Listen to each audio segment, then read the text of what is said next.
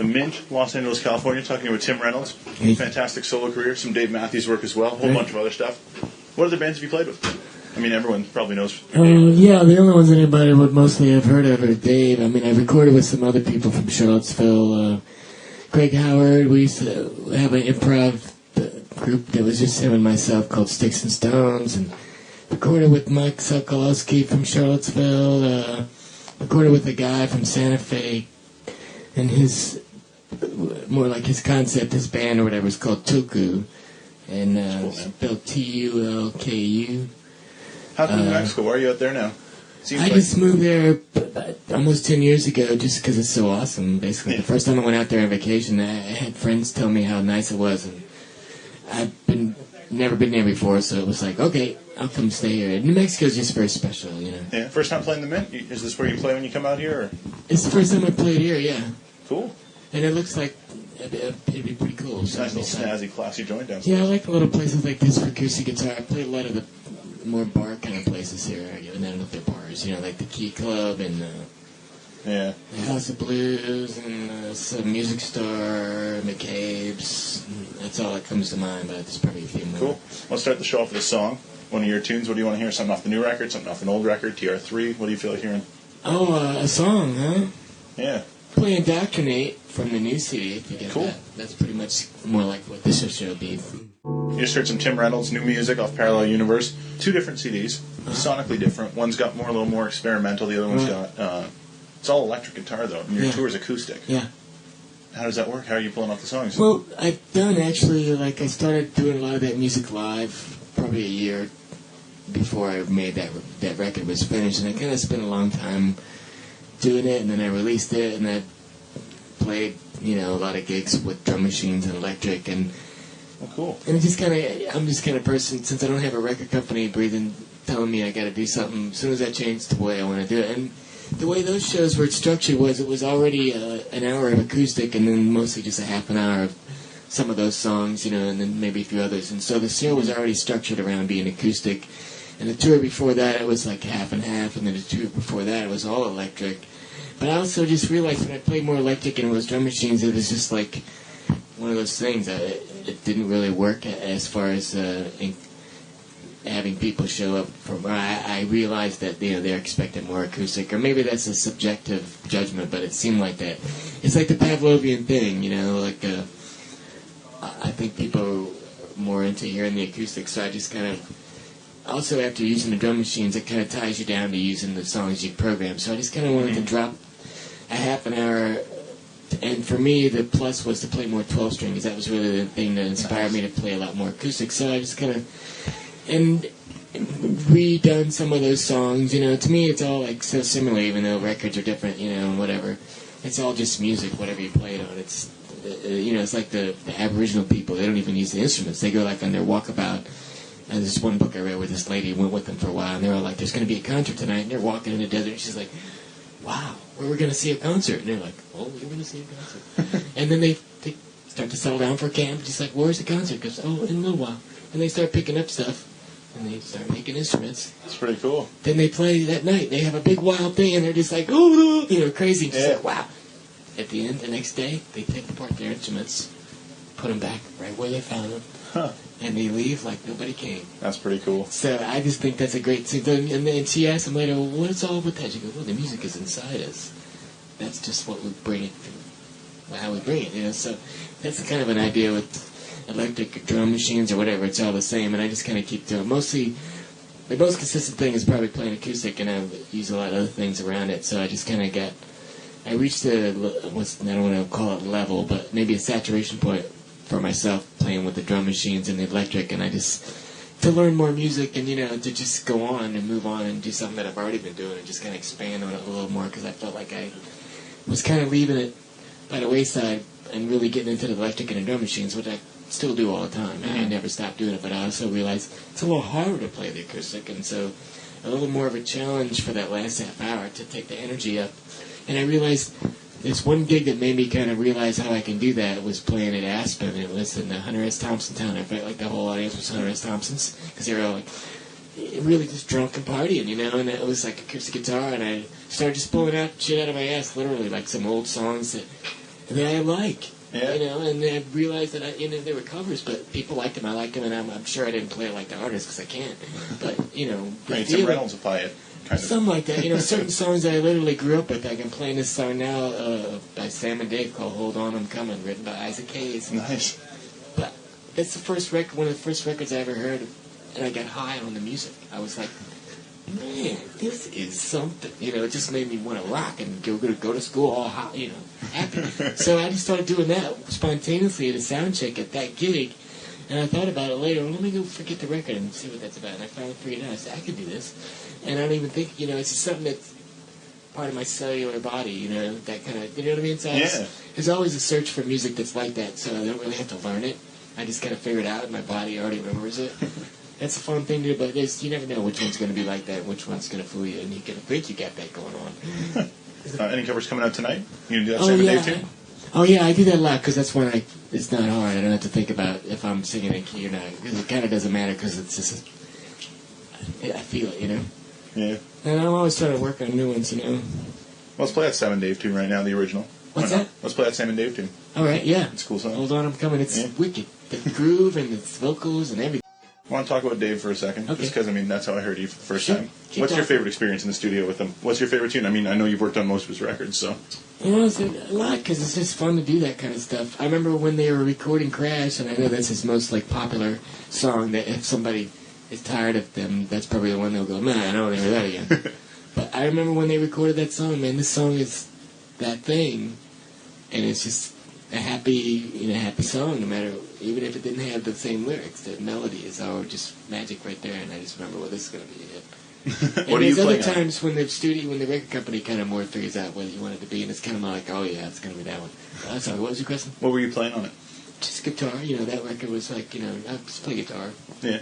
Electric or acoustic? How do you decide what to play? What to throw I on? don't. It's a producer's call in those situations. That's what record companies do, man. They kind of, they don't tell you what to do, but they find out what they're looking for, what the artist's looking for, and they kind of figure it out scientifically in a way. It's beautiful because you can take music that's like a religion and apply how to get the best thing, so you can improvise, and that's not really scientifically thinking when you're improvising, but the guy at the board is like recording you improvising a bunch of times, and then he goes back and uses the best couple of notes and maybe work that out. Like that's how David Gilmour does guitar solos. He plays in Wales, a bunch of guitar solos, and then goes back and comps each part together so that he creates a composition that's pretty cool, based on a bunch of improvs, and then of course you relearn it so it doesn't, but that's a great thing. That's like to me, that's a scientific way of taking time music that is real right now, but then you make it timeless and record it and then play it back and then get all the really good ones and make the best, Yeah, and that's definitely. a really cool thing.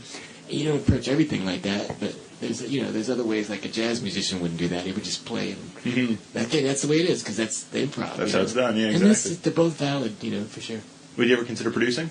You ever want I to? produce the records that I do, so I don't really claim to be a producer that's on par with anybody that's a producer. You know what I mean? But I have fun doing that. That's one of the great joys of life is to.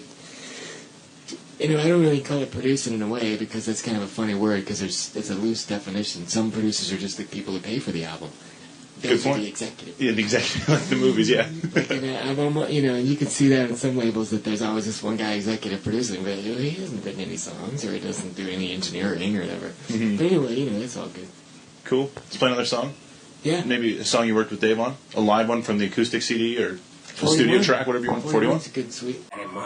Talking here with Tim Reynolds, you just heard 41 from Dave Matthews. Did you mention producing as well and record labels and stuff like that? It seems that you don't even need one anymore. You can make a record in your own house, put it on MySpace, throw it up on the internet. You don't even need a label. You think that's the way it's going to be going? For some, some people like the structure, and some people need the structure. You know what I mean? A lot of people aren't focused, and it's a valid thing how record companies, like I was just saying, there's a scientific approach. You get a producer who's wise in his ways and interacting with a band in a studio, unlimited resources. You can't help but win unless they just suck, Yeah. So, but then you can do that at home on your own time, if you want to, if you're focused. When I was younger, I could never be that focused. I remember the first time I was in a band and we were going to do one of my songs. I knew what I was going to play. But I realized, wow, you don't know what you want the keyboard player. I eventually figured it out, but then I realized, well, if you're going to have a song in a band, your part is almost the most least important because you have to know what they're going to do with you, and that's why I like doing those kind of recordings like that. Where the parallel universe is kind of like the ultimate scientific experiment, or I don't know if experiment. The second side more so, but just taking the studio as an instrument. Where the next record or two is probably going to be way more stripped down, just acoustic. Oh, really? Have you started working on them at all? Oh yeah, I've recorded it actually, and I'm thinking about recording some more stuff at home, acoustic, which I've never done much because I don't have a really good mic, but that's all it's separating me from just, you know what I mean? Because it's so simple, and every time I go in the studio, I've learned, like, now to do all the electric stuff, I can do it at home on just the most simple cassette machine, and dump it on a CD, take it to a mastering, and it sounds great, because I've got a guy who can master, he's a genius, so. But I've never been able to do great recordings of acoustic at home, because I've just never invested in a nice mic, which isn't really a big deal. I just never... When I'm at home, I do a lot of acoustic gigs on tour. I come home, I usually want to wail on electric and drum machines. Fair enough, yeah. And I realized that, well, if you just get a good mic, you can make whole albums at home under the best of circumstances. And I actually recorded all these new songs on acoustic at home. I didn't have a great mic, I did it anyway. And that's a good practice run. Went into the studio and I did it, and I said, that's okay, but I realized I can come up with versions that are more relaxed and sound more the way the song was intended to be played. And the studio is almost like the time you're thinking about how much time this take, I gotta make it up, I got another take, that's more time, even though you shouldn't think about it. And I used to didn't really think about it, but I just realized, the intimacy of recording solo acoustic, if I'll probably wind up doing that at home more often, because that's really the best place to do it for me. Although I just did one in the studio, and I'll probably wind up using it, but I'll be sitting around for a while waiting to release it. I might wind up doing stuff, and there's a whole other CD it's going to be another double CD, the new one, but the other CD is more like a space CD. It's going to probably be called Space, and it's when I was mixing Parallel Universe with all the music, where you get kind of fried after mixing a tune, and we'd take a break, and I started just making drones and playing with this keyboard that I had that has great sounds, and just kind of doing simple little things just with the keyboard. And I took it home, and I was like, hey, honey, look at this nice space record. And it's all nice and space. She goes, play guitar to it. So, and I just played the minimalist things. Like, I didn't want to wail. I wanted to play. The idea was relax, so, and because most music is about, hey, here I am, I'm loud and I'm proud. And that's what rock and roll is great at, It's also good at the other direction. So this whole CD kind of came about as just feeling relaxed in a studio enough to just, I'm here, I'll just have some fun. But I'm not going to go ape shit. Why do I need to do that? I'll just play some simple stuff. So it wound up being just 10 tracks of very soundtracky kind of stuff. But really, it has a lot of heart, so much that I want to release it and just pair it with another acoustic CD, so I don't have to go through the whole thing. It's just practical to do 2 CDs if they're close enough. It makes sense for sure. And I like the idea, it's old school to me. So many of my favorite CDs are double CDs, like Aphrodite's Child, 666. Anything from there, that's my favorite album. I just realized. Oh, really? Yeah, it's one of the greatest albums of all time because it just covers everything, bro. Let's play a track from that. Yeah, first track. You just heard Aphrodite's Child, a song called System, requested by Tim Reynolds. It's one of those things where it's one of the most brilliant long-form records of all time, up there with The Wall and Genesis, Lamb Lies Down. It's very kind of like the Beatles' Sgt. Pepper's flavor, but it's this Greek rock band that just is so good that whatever similarities that you might not like because of that, even though it's nothing not to like, but they're so original anyway. I mean, it's like the way that Peter Gabriel Passion album is so worldly wise. This album is like that. Cool. But it's rock and roll, almost, but it's so full on, man. It's really great. I love it. It's my favorite record. Nice. We're going to get away from that, though, with iPods now. You're not going to have records anymore. It's all just singles driven. I know, it's a sad thing. Well, they'll come back, because you know how people have, there's not a lot of people, but there's still, you can go to record stores now and go see a bunch of records. Yeah? No, not all of them, not like a Best Brand, but if you go to a place in Boulder that's called Maha Records, they got records all over the place, So people actually still buy records because there's people that love music that much. I mean, I have records, but I don't really listen to them. I have them all on CD, but I like the idea of the little thing or the big thing. So that's not going to go away. The convenience is okay, and that'll be neat as long as it's a new thing. But I think people will still want the other thing, whether it's a CD or a record. I think in the same way that records is quaint now, and CDs will become quaint. Yeah. And they're easier to make, so who knows. But yeah, I know what you mean. I don't know what to say about all that. I think it's good and bad. like anything else, like guns and jets and cars, Yeah. Good and bad. Yeah. We'll have to see. French Revolution, we don't know. We don't know how it turned out yet. I don't know. Speaking of good and bad, though, and guns you mentioned, I was just thinking you have the Dennis Kucinich ad on your website. Uh-huh. How do you feel the direction of the country? What do you think is going to happen when Bush is done? Do you think we're going to get a Democrat in? I would love to say yes, and I hope so that happens. I don't know that it won't take some kind of real serious cataclysmic shit to make the government and the way the world works change to be less selfish. Yeah. America being the head of that selfish curve. In the sense that economic interests and words like that, free trade and all that, don't mean what the words say at all. Free trade is like slave trade. You can take any concept that they use in their rhetoric and go back in history and look at Hitler's rhetoric, look at Stalin's rhetoric, and they're just as nice. Yeah, everything Although seems they were ideal at the monsters. beginning. Yeah. They were monsters with nice words to say about them being monsters, and we have the same case now, unfortunately, although disguised in a friendlier, more sportsmanlike manner. like the whatever. So I hope that it can change, and I kind of see that it can. I don't see it's impossible. I think it just has to reach a tipping point organically, And You I think don't we could have know. gotten there already with all the lies, but You no. think, but what was encouraging for me is to see this immigrant issue bring out so many people. They showed the whole peace movement, and anybody who ever claims to be anybody that went out to protest what to do, come out in big numbers. Mm-hmm. Especially out here. And It was what's all really, over the papers. and what's really sad, though, is, okay, the Congress goes to take a break, and instead of waiting till they decide what to do, they're locking people up now. I mean, you can go, you know what I mean? Instead of waiting to see if Congress is going to make immigrants illegal or let them have a stay, which they should, they shouldn't just kick people out because they're, that's not America, that's just whatever you want to call it, that's just state. And so instead they're like, just locking them up. And it's like, okay, now that, next week, this week, we're going to just increase the border, do exactly what they shouldn't do. And I piss enough people off that people will come out in numbers to frighten them into changing their policies. That can't happen. France just did it. They changed the one law that pissed off the people to riot, and that was the work law.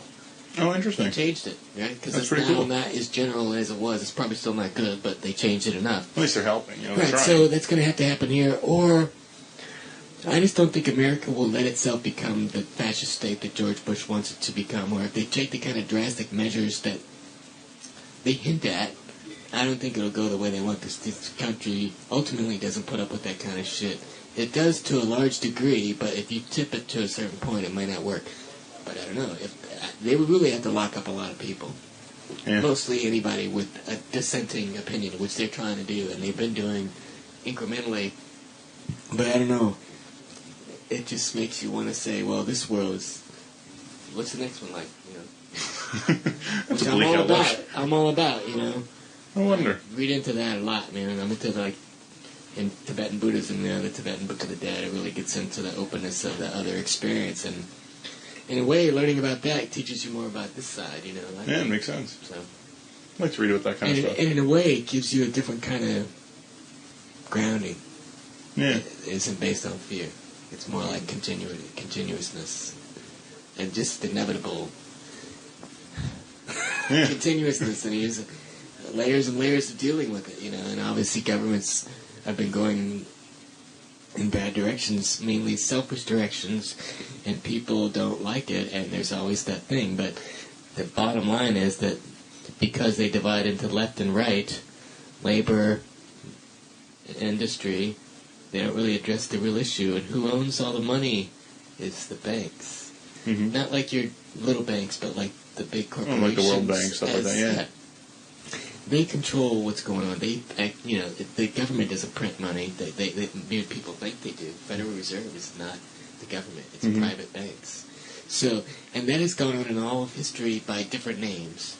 And as long as those people are in power, the other two sides will just keep arguing until their faces turn blue, because nothing will change, because that's not the change that needs to happen. Mm-hmm. So even though Marx was brilliant, he didn't address the bank issue. And I'm just learning about that now from this book I just got that Dennis Kucinich's friend has written. Oh, no way. And this is the most brilliant. It's like the Howard Zinn history book, but in the money area. You know what I mean? It's that kind of an in-depth thing that is that eye-opening. It's called The Lost Science of Money, put out by the American Money Institute. I believe that's what it's called, Monetary Institute. Stephen Zarlinga, I guess. Would you pronounce it like that? Stephen Zarlinga. Yeah, Zarlinga. Anyway, I met that guy. He's brilliant, and I'm about halfway through this book, and it's as eye-opening as the Howard Zinn's History of America is, because it's really, he's just a conduit for information that we haven't heard before that's true and proven. And stuff that everyone should hear. And it just explains a lot, but it does explain, and this guy and Dennis are really into this idea that, well, everything else is not going to change until that gets dealt with. You can talk left, right, blue in the face, and they want you to. Yeah, of course they do. Because you're not even getting to the nut of the issue. Just go ahead and talk yourselves blue in the face, and we'll just take you down. Just right behind the back door. Yeah. So you never get too old to learn a new thing, you know. So I'm joyous at learning that. But of course, it just, on one hand, it gives you hope because that information is out, and the other, it's depressing because you've seen that the same thing has been going on since the fucking Greek Aristotle. You know, he came up with the science of money, and he knew what it was, but they've since kind of suppressed that information to the degree that it works for them, because money isn't really anything but what the government decides it is. Good point. But most people don't both know that. Yeah. They think it's based on gold, and they say it is, but it's not. Yeah. That's just what they hoard. And people just accept it, because I mean, it's such a complicated thing to understand. The main economics, it doesn't, it can't work. Because they proved it when they discovered America and they had all the gold influx to Europe. Well, their inflation and their everything went up like hundreds of percents. So that, you know what I mean? It's not really, and it's because this is selfish people in control of it, banks or whoever functions as the creditor or the people that control. That's why the government loves to go into debt, because the banks make a killing. And who's really running the government now but the banks? So go into debt till the fucking squirting blood, you know, but, you know, trillions of dollars, because the banks are going to make that much money. Yeah. Great. It's brilliant. They're so smart. Hands off to them. May they all rot in hell, you know? And they will. I hope so. Of their own making, definitely on the other side that's waiting for them. They're going to be having good times. I'll be there to greet them. Laughing over them. Let's play another song. What do you want to hear? A Van de Graaff Generator. First song from Pawn Hearts, whatever that one is. Talking here with Tim Reynolds, you just heard the Van der Graaf Generator, the song called Lemmings. Some people say you're the greatest guitar player on the planet right now. Oh, God, no. No way. Question for you. Who is the greatest guitar player on the planet? Well, one of the greatest that I've ever heard in person is Stanley Jordan, because he's just taken it to another level. Who's that? I've never heard that name. He's a guy that plays this tapping technique like stick players play, but on a guitar. But what it is he's just a serious jazz, bebop, and beyond. But, man, when he goes and plays that jazz blues and up-tempo thing, he's the best at that. Nice. I mean, he plays a lot of things other than that, too, but to me, he's the epitome of the bebop.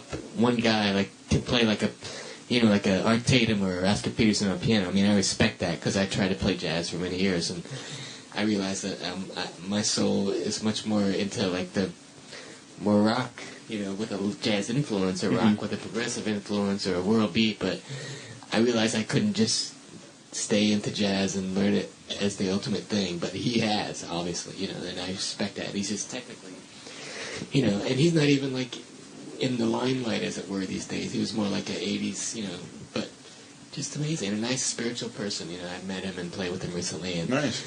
I'm not impressed with that. A lot of guitar players, because they can play a lot of stuff, but it doesn't have this, you know. I need this, man. So it can play anything, but he's got both, you know, so. Nice. Let me ask you this then, Clapton or Hendrix? Oh, for me, it's always Hendrix. Clapton's great, but it was boring after Cream, and Layla was good. And I think he's one of the nicest people on earth, though, so I won't really bring ups to him for being able to be a star unto this day and make good music that satisfies him, you know. I mean, I just have different tastes, so fair enough. You know what I mean? Like, even then, I wasn't all about Clapton, although there are some songs that I really love of his. Like, there's the 6 Cream great songs that they did, and then there's, like, some stuff from Layla. And, you know, that period I really enjoyed, because he could get, you know, he could rock, yeah. Yeah, he could really rock, you know. It was always like Jimi Hendrix, Led Zeppelin, and Black Sabbath, and John McLaughlin, and the Mahavishnu Orchestra, and Yes, and Genesis, and, you know, crazy shit. Pink Floyd and their crazy experimental sonic orgasms, you know. We just think every week 5 questions, 5 quick questions, 1 word answers. iPod or CDs? Still CDs for me. I'll make copies of them so they don't get worn out. Nice. I Good take call. them on the road all the time, and Yeah. they do. My kids have iPods, and I see the thing, but I'm a whole album guy. I couldn't just say I want to pick a song. I need the whole album. I like to have the... Yeah. I'm still old school, you know. Cool, man. Lennon or McCartney? Lennon, hands down. No, I figured you'd say that you're more of a I'm rocker not kind because of guy. he's dead. Just because he was cool. And that's the easiest way to put it. I liked his politics. Liked his music. Paul McCartney's a great guy. He's really sweet, you know. And a great musician, really. Probably the best musician of the Beatles, although I think George Harrison was the tastefulest musician of the Beatles. Yeah, I And agree. he was really the spiritual... To me, in a way, in a spiritual sense, he was above all of them because he rose above all the sides of anything. Because he knew... I mean, he was a deep... In a way, actually, George Harrison was the deepest cat.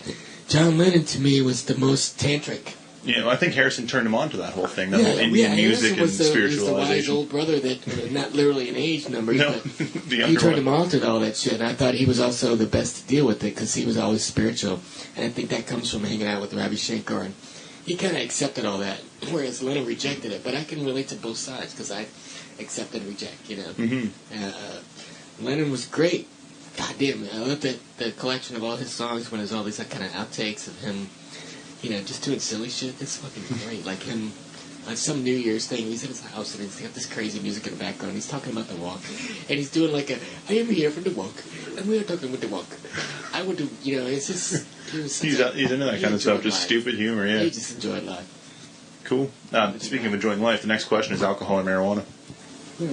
That's what I figured you'd say. Song you've written you're most proud of? Indoctrinate, only because that's really Noam Chomsky's ideas that I took notes of and put it to a song, so I guess it's not fair.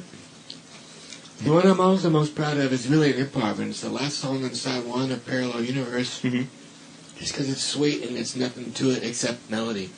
Dedicated to your mom, is that what it is? And it's really kind of got little goofs in it, but I would listen to it over the years and I would go, you know, that's just got a thing. It's sweet, and in a way that's the ultimate thing to have, you know, just a sweet thing. Nice. You know, just that's what music is supposed to do, is make you feel good instead of like, you know, whatever. But it's all good, you know. Rock and roll, that comes in many colors and speeds. One word, Tim Reynolds. No one. Good answer. I've never heard that before. One song to close the set. What do you want to hear?